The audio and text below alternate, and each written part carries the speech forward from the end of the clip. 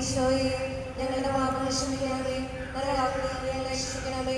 എല്ലാ ആത്മാക്കളെയും പ്രത്യേകിച്ച് സഹായം കൂടുതൽ ആവശ്യമുള്ളവരെ സ്വർഗത്തിലേക്ക് ആനയിക്കണമേ.